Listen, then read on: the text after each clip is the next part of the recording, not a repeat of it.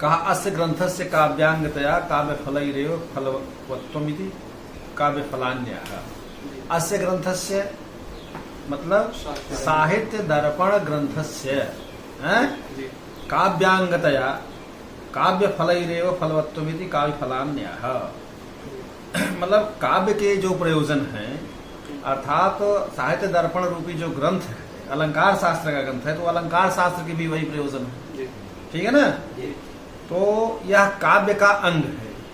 क्या है? काव्य काव्यांगतया, काव्य का अंग होने के कारण है? तो मतलब तो फिर अलंकार शास्त्र का भी अंग हुआ। और इसके भी प्रयोजन है क्या कि काव्य के फलों, काव्य का फल क्या है? काव्य का बोध हो जाना, अलंकार शास्त्रों का बोध हो जाना। काव्य शास्त्र को अलंकार शास्त्र भी कहा जाता है। तो कहने का मतलब ये है कि काव्य शास्त्रों का हमें तात्विक बोध हो जाना ही काव्य का फल है। ठीक है? जैसे कल हमने बताया कि जब कोई वृक्ष लगाया जाता है तो उसको क्या नाम से पहले सेचन किया जाता है, उसकी सुरक्षा की जाती है? सुरक्षा की जाती, तब आम में फल आते हैं। तो जब फल आते हैं तो उसका रसास्वादन करते हैं। तो काव्य पढ़ने के जो ये सब ग्रंथ हैं, इन ग्रंथों का जब आप क्या नाम से अध्ययन गुरु के सानिध्य में रह करके अध्ययन आप करेंगे, और जब अध्ययन करेंगे उसके द्वारा आपको 5-7 साल में जब निष्ठा पूर्वक गुरु की शुश्रूषा पूर्वक श्रद्धा पूर्वक अध्ययन करेंगे, तो जब काव्य के तत्वों का जब आपको बोध होगा, तो जो बोध होता है वही उसका फल है। तो इसलिए काव्य का फल और प्रयोजन और फल एक ही चीज। तो काव्य का जो फल है वो क्या है? इसलिए काव्य के फलों को हम बता रहे हैं। क्यों? कि प्रयोजनम अनुद्देश्य मंदोपि न प्रवर्तते, यह सिद्धांत है। प्रयोजन के बिना मंद से मंद व्यक्ति भी किसी कार्य में प्रवृत्त नहीं हुआ करता है। तो काव्य शास्त्र रूपी ग्रंथ का अध्ययन करने वाले जब हम ये नहीं जानेंगे कि इसका क्या प्रयोजन है, इसका क्या फल है, तो हम कैसे क्या नाम से इस शास्त्र में अध्ययन करने के लिए प्रवृत्त होंगे। इसलिए प्रयोजन, काव्य के प्रयोजनों को बताना पहला धर्म है। इसके पढ़ने से क्या फल है, इसकी क्या उपयोगिता है, क्यों काव्य शास्त्र पढ़ना चाहिए, ये सब चीजें ग्रंथ के पढ़ने से आपको स्पष्ट हो जाएगा। तो क्या है? चतुर्वर्ग फल प्राप्ति ही सुखादल्पधियामपि काव्यादेव यतस्तेन तत्स्वरूपम निरूप्यते। ये बातें हैं। कहा कि चतुर्वर्ग फल प्राप्ति, चतुर्वर्ग फल प्राप्ति। कहा कि जीवन में मनुष्य होने के नाते बड़े भाग्यवान स्तन पावा। ये 84 लाख योनियां हैं। जीव इस संसार के बंधन से, आवागमन के बंधन में भटकता रहता है 84 लाख योनियों में। जब किसी जीव का बहुत बड़ा पुण्य होता है तब वो मनुष्य योनि में आता है, तब वो मनुष्य योनि में आता है। तो जब मनुष्य योनि में आता है तो उसका मुख्य उद्देश्य क्या है कि पुरुषार्थ चतुष्टय की प्राप्ति। यही मनुष्य का जीवन का लक्ष्य होता है। और बड़े भाग्य से संस्कृत ब्राह्मण के घर में पैदा होते हैं आप, संस्कृत पढ़ने का अवसर होता है, संपूर्णानंद विश्वविद्यालय में आते हैं, सब बड़े भाग्य से होता है। तो हम ये शरीर पा करके पुरुषार्थ चतुष्टय की प्राप्ति के लिए, हर मनुष्य उसका परम लक्ष्य है पुरुषार्थ चतुष्टय की प्राप्ति करना। तो कहा कि भाई देखिए, पुरुषार्थ चतुष्टय की प्राप्ति तो अन्य शास्त्रों से भी होती है, जैसे वेद है, व्याकरण है, न्याय है, मीमांसा है, वेदांत है।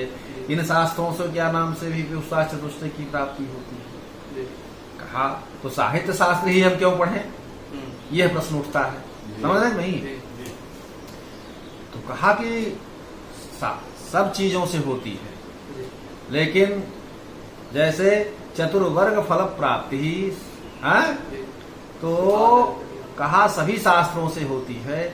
लेकिन जैसे हमने कहा कि मान लीजिए दिल्ली, कल हमने उदाहरण बताया आपको, जैसे दिल्ली मोक्ष स्थान है, या काशी मोक्ष का स्थान काशी मोक्ष का स्थान है। तो दिल्ली से किसी को आना है काशी, काश्याम मरणान मुक्ति, काशी का ये वैशिष्ट है कि काशी में मरने से ही मुक्ति होती है। भगवान शिव तारक मंत्र देकर के उनको मुक्त करते हैं, लेकिन काशी में मरने से ही मुक्ति होती है, जहाँ मरना ही मंगल होता है, ये काशी है। तो जैसे किसी को दिल्ली से आना है तो पैदल भी काशी आ सकता है, साइकिल से भी आ सकता है, बैलगाड़ी से भी आ सकता है, मोटरसाइकिल से आ सकता है, बस से आ सकता है, टैक्सी से आ सकता है, ट्रेन से आ सकता है, फ्लाइट से भी आ सकता है। लेकिन फ्लाइट से जब दिल्ली से आएगा बनारस तो 1 घंटे में पहुंच जाएगा, 1-1.25 घंटे में, और पता भी नहीं चलेगा, कोई प्रयास भी नहीं करना पड़ेगा। तो काशी सबको, काशी रूपी, जैसे मान लीजिए काशी मोक्ष स्थान है, तो मोक्ष तो सभी को आना है, लेकिन जो पैदल आ रहा है, जो साइकिल से आ रहा है, जो बैलगाड़ी से आ रहा है, जो, तो उसमें सब में अंतर है ना, कष्ट है बहुत। तो उसी तरह से तो हमारा जो काव्य शास्त्र है ये फ्लाइट की तरह है। इसे फ्लाइट में आने के बाद हमें बनारस की दूरी, हमें कोई भी श्रम नहीं करना पड़ेगा, बड़े आराम से, यहाँ तक कि जब जहाज चलती है तो वहाँ आपको क्या नाम से एयर होस्टेज इत्यादि जो है नाश्ता इत्यादि भी लेकर के आते हैं, खाते पीते आप आए, 1 घंटे में पहुंच गए, पता भी नहीं चला हम कब आ गए। उसी तरह से हमारा साहित्य शास्त्र जो है वो क्या है, फ्लाइट की तरह है। ठीक है, सबको आना है काशी, लेकिन आने के तरीके भिन्न भिन्न हैं, साधन बहुत हैं, लेकिन जो सबसे सुलभ साधन है वो साहित्य शास्त्र है। इसी बात को ग्रंथकार आचार्य श्री विश्वनाथ अपने इस साहित्य दर्पण रूपी काव्य प्रयोजन के अवसर पर ये बात कह रहे हैं। क्या कह रहे हैं? धर्मार्थ काम मोक्षेषु, धर्म अर्थ काम और मोक्ष, ये जो 4 पुरुषार्थ हैं। और क्या है? चतुर्वर्ग फल प्राप्ति, चतुर्वर्ग फल प्राप्ति ही।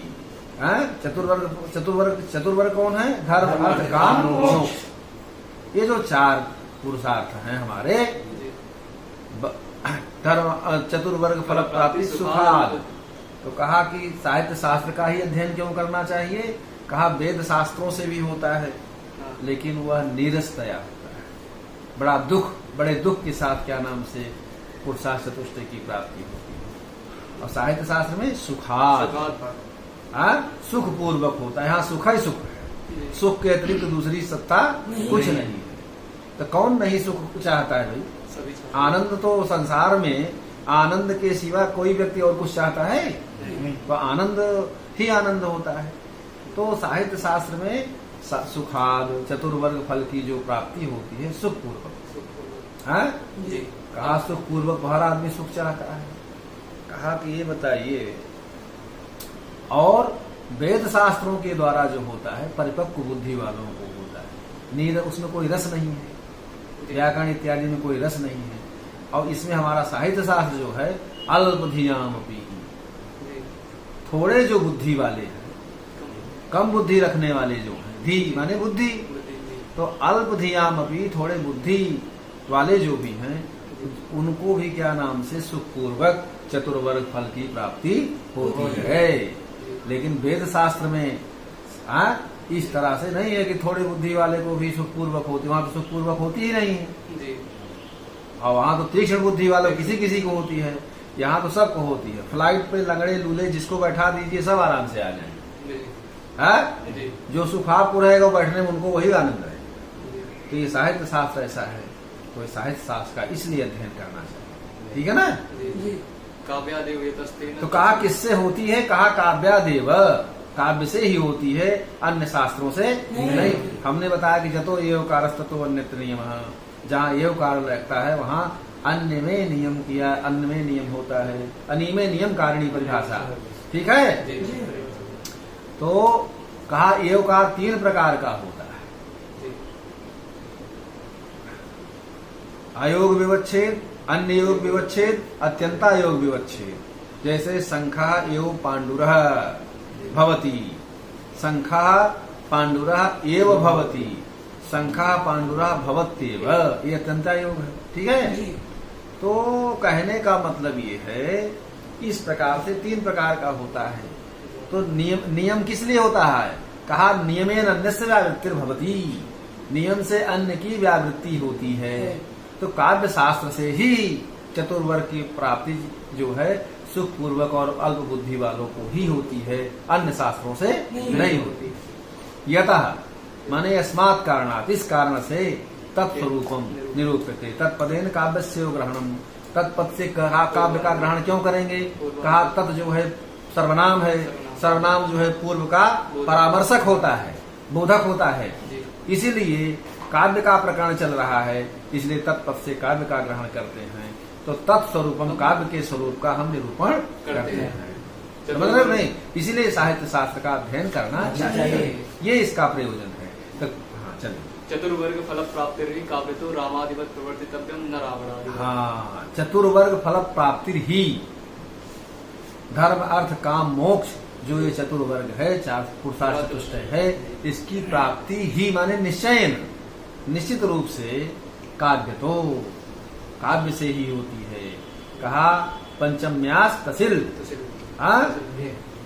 पंचम्यास तसिल, तसिल प्रत्यय कृते संजाते सति लकारस्य हलन्त्यम इत्यनेन सूत्रेण इत संज्ञायाम कृतायाम संजातायाम इकारस्य तस्य इत्यनेन सूत्रेण संज्ञा इत संज्ञा कृते संजाते सत् काव्यतः इति रूपस्य सिद्धिर्भवति। इसलिए जो है कहने का मतलब ये है कि पुरुषार्थ चतुष्टय की प्राप्ति निश्चित रूप से काव्य से ही होती है, अन्य शास्त्रों से नहीं होती। हाँ आगे पढ़ो। इत्यादि कृत्याकृत्य प्रवृत्ति निवृत्त उपदेश द्वारेण स्वीकृति। हाँ इत्यादि नहीं, रामादिवत पहले उसकी बात है, रामादिवत प्रवर्तितव्यम न रावणादिवत। हाँ तो कहा कि जो है कि रामादिवत प्रवर्तितव्यम न रावणादिवत, कहा कि काव्य शास्त्र पढ़ने से काव्य शास्त्र हमको उपदेश भी करता है, काव्य शास्त्र हमें शिक्षा भी देता है। क्या शिक्षा देता है? कहा कि रामादिवत प्रवर्तितव्यम न रावणादिवत। कहा तेन तुल्यम क्रिया चेदवती इतनेन सूत्रेण वती प्रत्यय कृते संजाते सति रामादिवत इति शब्दस्य सिद्ध जायते। तेन प्रकार रावणादिना तुल्यम रावणादिना तुल्यम इति रावणादिवत। समझ रहे हो नहीं? तो कहने का मतलब तुल्यार्थ में वती प्रत्यय है, तो भगवान राम के समान आचरण करना चाहिए, रावण के समान आचरण नहीं करना चाहिए। कहा भाई देखिए, रावण तो महान पंडित था, वो भी बड़ा बुद्धिमान था, बड़ा पंडित था और बड़ा वो था, तो रावण के समान क्या हो आप कह रहे हो ऐसा? तो कहा भाई देखिए, लिखा है ना कि आचरण से, देखिए भगवान राम जो है मर्यादा पुरुषोत्तम कहे जाते हैं। उन्होंने जितने भी काम किए सब मर्यादित काम किए। दीन दुखियों पर दया करनी चाहिए, समझ रहे हो नहीं? शरणागत की रक्षा करनी चाहिए, बात समझ रहे हैं ना? भगवान राम ऐसे थे कि शत्रु का भाई विभीषण और क्या नाम से भगवान के शरणागत हुआ, तो उनकी भी देखिए उन्होंने कैसे रक्षा की, ये शिक्षा मिलती है हमको। और अनीति मार्ग पर चलने वाला कोई भी, शत्रु का भी अनीति मार्ग पर चलने वाले को चाहे कोई भी हो उसको वो दंड देते थे, और नीति मार्ग पर, धर्म मार्ग पर चलने वाले को भी, वो दुश्मन का भी भाई हो जैसे विभीषण, उनको भी देखिए क्या नाम से शरण दिए और उनका उद्धार किए। तो कहने का मतलब है ये भगवान राम का चरित्र है। तो ऐसे भगवान राम के समान हम सभी को आचरण करना चाहिए, ऐसा काव्य शास्त्र में उपदेश देता है। परंतु रावण के समान आचरण नहीं करना चाहिए। रावण विद्वान है, बहुत बड़ा विद्वान था, लेकिन आचरणहीन था। पर स्त्री अपहरता, ये ऐसा कार्य नहीं करना चाहिए। यदि कोई स्त्री है, बड़ी सुंदर है, तो मेरी बहन के अगर रूप में है तो उसको बहन के समान आचरण करना चाहिए, और माता के रूप में, माता की अवस्था की है तो उसको माता के समान आचरण करना चाहिए, और क्या नाम से चाची के अगर अवस्था के रूप में है तो उसे चाची के समान आचरण करना चाहिए। तो मतलब इस तरह का व्यवहार हमें करना चाहिए, मनसा वाचा कर्मणा ऐसा करना चाहिए। कोई बहुत सुंदर है तो ये आप कल्पना करिए कि प्रभु बड़ी अच्छी आकृति है, ऐसी सुंदर हमको एक बहन दीजिए, इस तरह का आचरण आपके मन वाणी कर्म से होना चाहिए। तो ऐसा आचरण जो है वंदनीय होता है, ऐसा काव्य शास्त्र हमको कह रहा है। रावण के समान हमें आचरण नहीं करना चाहिए। क्यों कि आचारहीना न पुनंद वेदा, आचरणहीन व्यक्ति को वेद भी पुनीत पवित्र नहीं कर सकते हैं, ऐसा वेद वाक्य है। तो इसलिए आचरण से हीन व्यक्ति विद्वान होने के बावजूद भी रावण का नाम कोई नहीं लेता है। काव्य शास्त्र हमको क्या कह रहा है, आगे बढ़िए। इत्यादि कृत्याकृत्य प्रवृत्ति इत्यादि कृत्याकृत तस्मात् शास्त्रम प्रमाणन्ते कार्याकार्य व्यवस्थित। गीता में लिखा कि हमें क्या करना चाहिए और क्या नहीं करना चाहिए, ये अपने मन से नहीं आपको निर्णय करना चाहिए, इसमें शास्त्र ही प्रमाण होता है। कहा है ना कि वेद विहित धर्मो, वेद विहित कर्मो, वेद विहित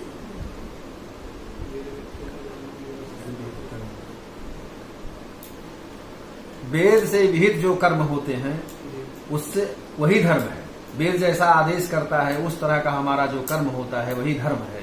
वेद जिसको निषेध करता है उस तरह का कार्य हमको नहीं करना चाहिए, ऐसा हमारे शास्त्रों में प्रमाण है। हमें क्या करना चाहिए क्या नहीं करना चाहिए हमारे शास्त्र इसमें प्रमाण है। तो वो काव्य शास्त्र क्या कह रहा है, कृत्याकृत्य, कृत्या करने के योग्य कौन से कार्य हैं, तो जो करणीय कार्य हैं हमारे लिए, पूरा बात पढ़ो। कृत्याकृत प्रवृत्ति, हाँ सुप्रतीतैव, कहा हमारे लिए करणीय क्या है, संसार में हमें क्या चीज करना चाहिए और क्या नहीं करना चाहिए, ये काव्य शास्त्र हमको बताता है।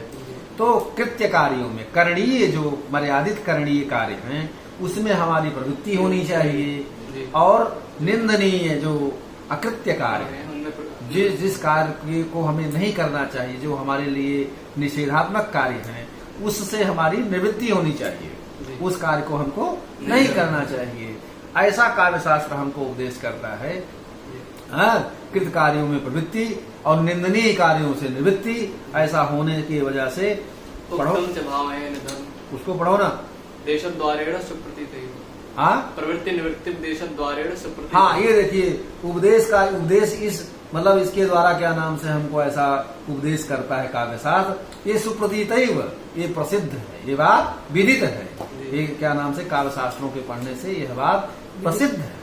समझ रहे नहीं, तो ये जो है काव्य शास्त्र, इसलिए हमको काव्य शास्त्र का अध्ययन करना चाहिए। समझ रहे नहीं, इससे हमारे सत्काव्यों में प्रवृत्ति और निंदनीय कार्यों से निवृत्ति, ऐसा काव्य शास्त्र भी हमको प्रतिपादित करता है, हमें उपदेश देता है, हमें शिक्षा देता है। उक्तंच कहा भाई ये बात आप ही कह रहे हो कि और कोई कहा, जैसे किसी ने कहा कि हम तलवार ले लिए हाथ में तो हम ही आला हम ही उदल है, अपने मुहे जे करे बड़ाई इंद्र होई छोट हो जाई, ऐसा भी कहा जाता है कि आप अपनी प्रशंसा अपने मुंह कर रहे हो, कोई और इस बात को कह रहा कि आप ही कह रहे हो। कहा नहीं, आचार्य भामा ने भी इस बात को कहा है, केवल हम ही नहीं कह रहे हैं। आचार्य भामा इस साहित्य शास्त्र के बड़े प्रसिद्ध आचार्य हैं, और आचार्य भामा ने भी ऐसा कहा है। क्या कहा है, धर्मार्थ काम मोक्षेषु वैचक्षण्यम कलासु च करोति कीर्तिं कीर्तिं च साधुकाव्य निषेवणम। ठीक है ना, साधुकाव्य सतकाव्यों का सेवन करने से, अर्थात सतकाव्यों के अध्ययन करने से।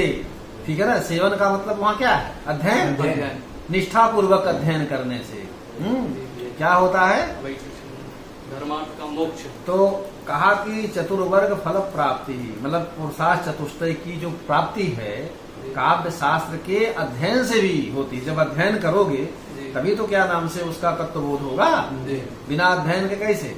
अध्ययनम महत तप, अध्ययन महान तपस्या है।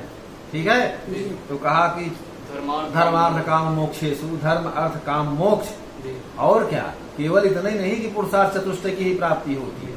पुरुषार्थ चतुष्टय मोक्ष, मोक्ष तो मोक्ष योग परम पुरुषार्थ सा न पुनरावर्ते, मोक्ष तो एक ऐसा स्थान है कि जिसको प्राप्त करके फिर आवागमन के बंधन से मुक्ति हो जाती है। 84 लाख योनियों में आपको फिर नहीं भटकना पड़ता है, ये परम पुरुषार्थ है।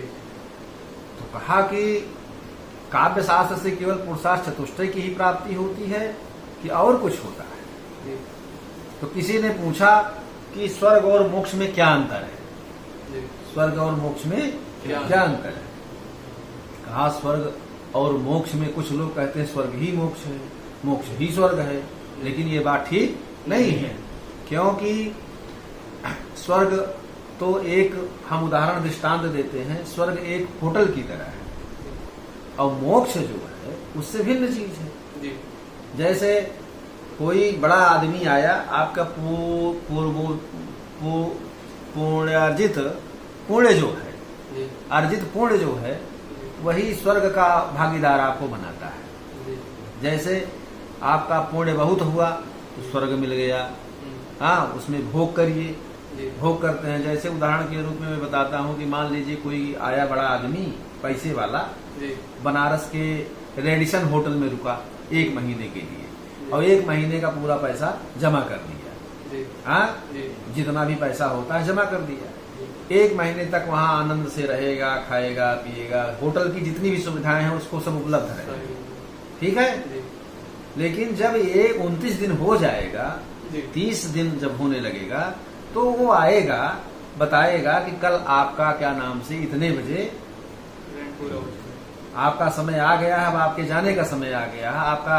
अब आप अगर आपको रहना है जी तो और पैसा जमा करिए, जी। और नहीं तो फिर कल आपको इतने बजे कमरा छोड़ देना है, इस स्थान को छोड़ देना है। जी तो वो क्या नाम से पैसा जब खत्म हो गया तो अपना चला आया, जी समझ नहीं, जहां से आया था फिर वहां चला फिर वहीं आया, वापस। जहां से गया था वहां चला गया। जी उसी तरह स्वर्ग एक होटल की तरह है। जी छेड़े पुण्य मर्त्यलोकम विसंति, जब पुण्य जो है आपका छीण हो गया, दृष्टांत दे रहा हूं, जैसे पैसा आपका जब खत्म हो गया जी तो आप होटल से जो है जहां से आए थे वहां चले गए। उसी तरह से जब आपका पुण्य क्षीण हो गया फिर मृत्युलोक में क्या नाम से विष प्रवेश ने धातु है, फिर आप मृत्युलोक में प्रवेश करते हैं, फिर जन्म लेना पड़ता है आपको। लेकिन मोक्ष क्या है जी कि मोक्ष एव परम पुरुषार्थ सा न पुनरावर्तते। मोक्ष परम पुरुषार्थ है। कहा परम पुरुषार्थ का मतलब क्या है? कहा जिसको प्राप्ति मोक्ष के पा जाने के बाद फिर 84 लाख योनियों में आपको भटकना नहीं पड़ता है, आवागमन के बंधन से मुक्ति हो जाती है, इसलिए परम पुरुषार्थ है। जी तो इसलिए जो है, हाँ वही कह रहे हैं क्या, जी। मोक्षेषु, हाँ? जी तो वही चक्षु।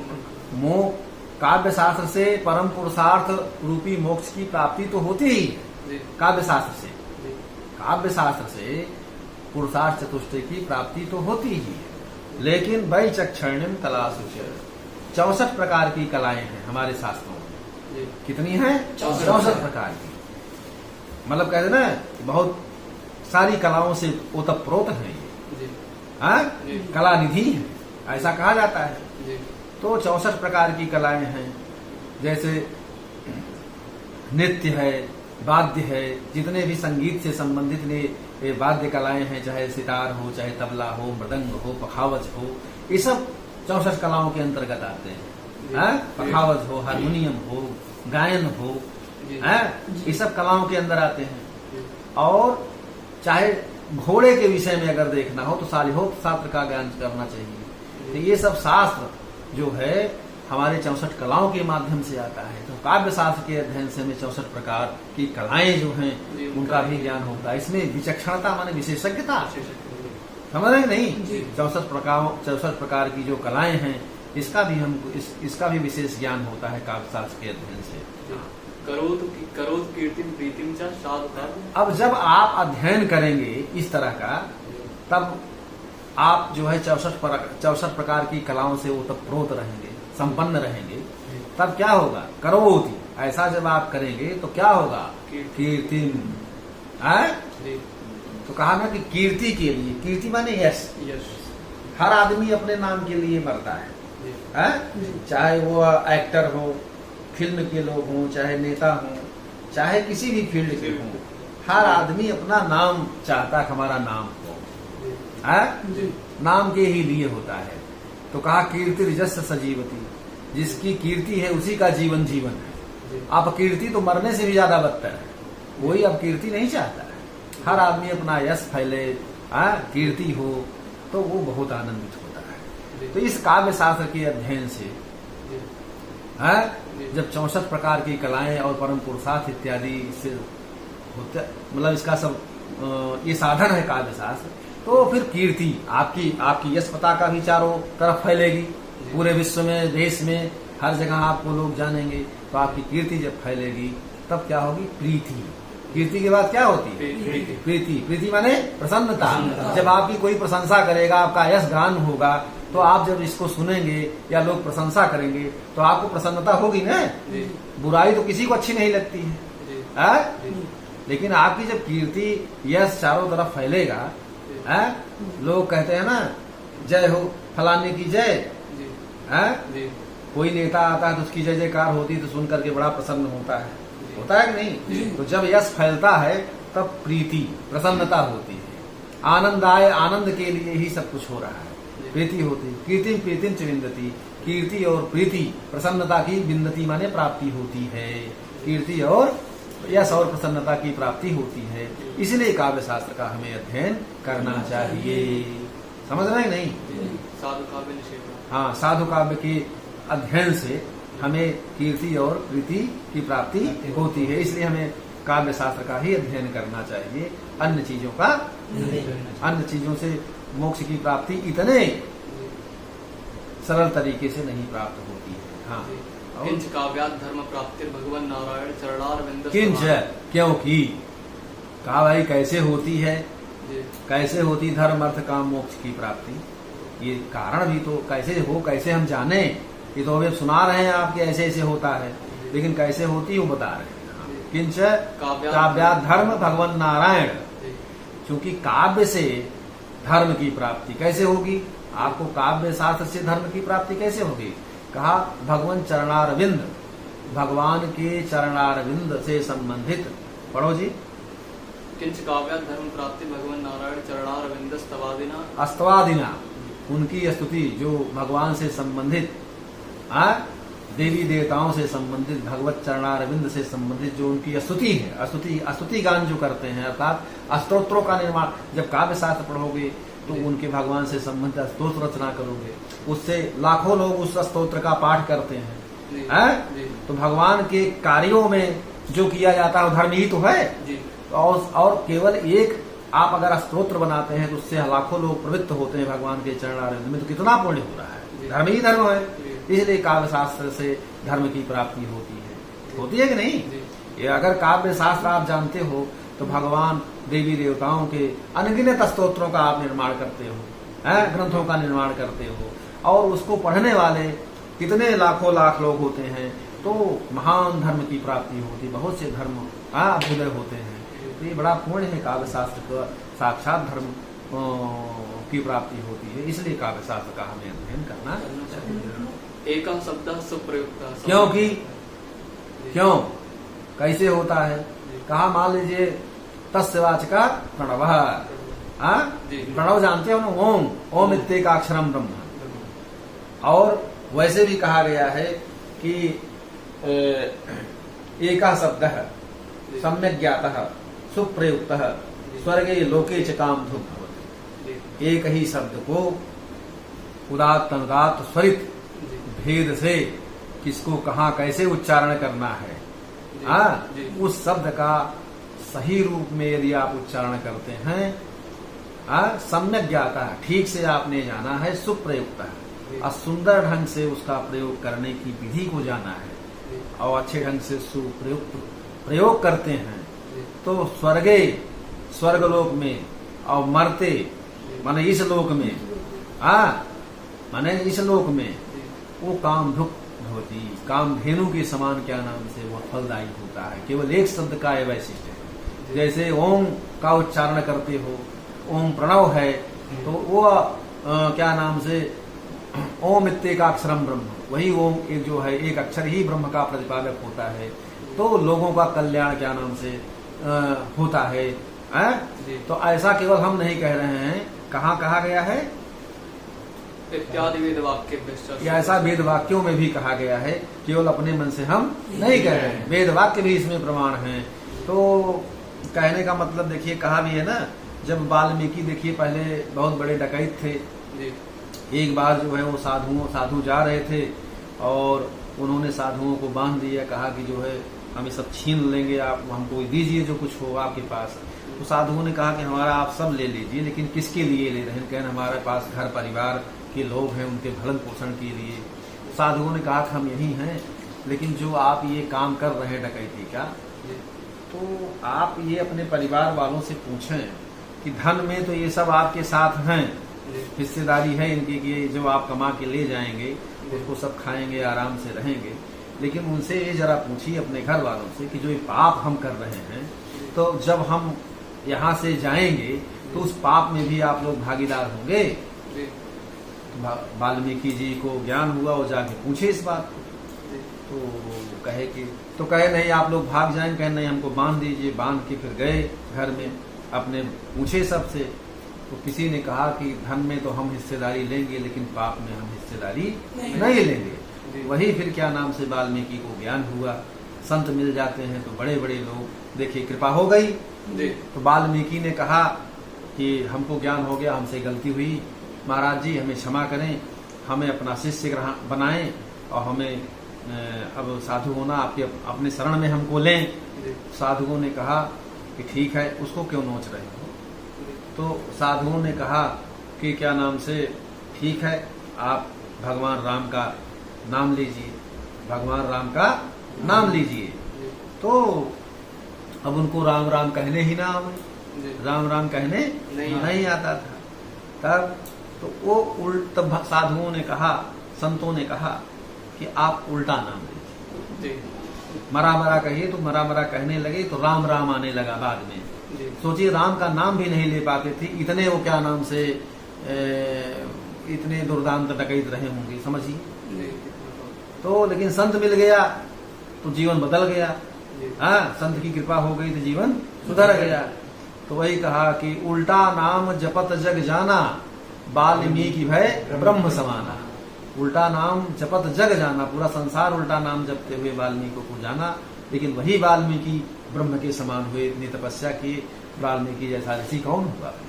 समझ रहे हो नहीं?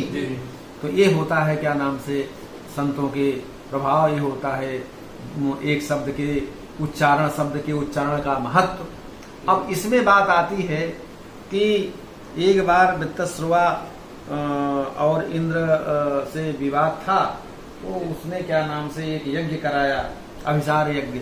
हमने उस दिन बताया भी था कि इंद्र शत्रु वर्धस्व, इंद्र शत्रु मतलब इंद्र के शत्रु बढ़े। तो इंद्र के शत्रु जब बढ़े तो अभिसार मंत्र मारण के लिए किया गया। तो जो आचार्य लोग थे वो जहाँ अनुदात्त बोलना चाहिए वहां उदात्त बोल गए, और जहाँ उदात्त बोलना चाहिए वहां अनुदात्त बोल गए। तो उसका फल उल्टा हो गया। मतलब इंद्रा सात इत्याजस्य और इंद्र से शत्रु, इंद्र शत्रु, दो तरह का समास, एक तो तत्पुरुष समास और एक बहुब्रीहि समास। तो कहने का मतलब ये है कि जब जहां उल्टा उन्होंने स्वर लगा दिया, जब स्वर का व्यत्यय हो गया, उलट उलट जहां जो स्वर लगाना चाहिए वहां वैसा नहीं लगाए, तो फिर उसका अर्थ उल्टा हो गया। तो फल जो है इंद्र की तरफ हुआ, और फिर बाद में जब इंद्र की तरफ फल हुआ तो इंद्र जो है वृत्रासुर को मार दिया। इंद्र के द्वारा वृत्रासुर मारा गया। तो कहने का मतलब यह है कि शब्दों का ये महत्व है कि नुक्ते की हेर फेर से खुदा जुदा हो जाता है। जो शब्द का उच्चारण जैसे होना चाहिए उसी तरह से हूबहू वैसा उच्चारण करोगे तो वह फलदायी होगा। अगर वह गलत उच्चारण करोगे, गलत प्रयोग करोगे तो वह बड़ा खतरनाक होगा। सावधानी हटी की दुर्घटना घटी। तो इसलिए काव्य शास्त्र से, और ऐसा वेद शास्त्र भी हमें कहता है कि एक शब्द में ही वह शक्ति है। प्रणव एक ओम के उच्चारण में भी एक शब्द शक्ति है कि हमें इस लोक और उस लोक दोनों में कामधेनु के समान फल देने वाला होता है। कामधेनु के यहाँ कोई अगर जाए और कोई इच्छा करे तो ये ऐसा नहीं होता है कि ये नहीं मिलेगा, जो चाहे वो मिल जाएगा। तो एक शब्द का ये सामर्थ्य है। समझ रहे हो कि नहीं? तो ऐसा हमें अध्ययन करना चाहिए। काव्य शास्त्र के द्वारा ये भी हमें प्राप्त होता है कि साक्षात धर्म की लोगों को धर्म कितना प्राप्त होता है, इसलिए काव्य शास्त्र का अध्ययन करना चाहिए। आगे अर्थ प्राप्ति से प्रत्यक्ष, हाँ, अर्थ प्राप्ति से प्रत्यक्ष सिद्धा। और जब धर्म होगा, लोग इतना सब करेंगे तो अर्थ की प्राप्ति प्रत्यक्ष मिलेगी। अरे भाई, आपने किसी ग्रंथ का निर्माण किया, जी। और वो ग्रंथ भगवान से संबंधित है, बड़ा अच्छा हुआ, लोग उसको इतना खरीदेंगे। देखिए रामायण आ रहा था ना, जी जी रामायण जब आ रहा था जी शुरू में, तो टीवी जिसके यहाँ नहीं होती थी रामायण देखने के लिए सब टीवी खरीदने लगे। जी हाँ? जी। और रामायण देखने के लिए कई गांव से लोग आते थे। उस समय ज्यादा टीवी नहीं हुआ करती थी, लेकिन देखिए भक्ति के पीछे लोग इतना लालायित थे कि वो सब किसी की भी तरह इतनी भीड़ होती थी कि जैसे अब सब कुछ हो जाए, सब कुछ छोड़ करके लोग रामायण देखा करते थे। तो ये होता है, समझ रहे हैं नहीं? तो जब ग्रंथ का निर्माण करेंगे, वह ग्रंथ लाखों में बटेगा, उससे जो क्या नाम से मूल्य होगा, उससे आमदनी होगी और धार्मिक आमदनी होगी। तो अर्थ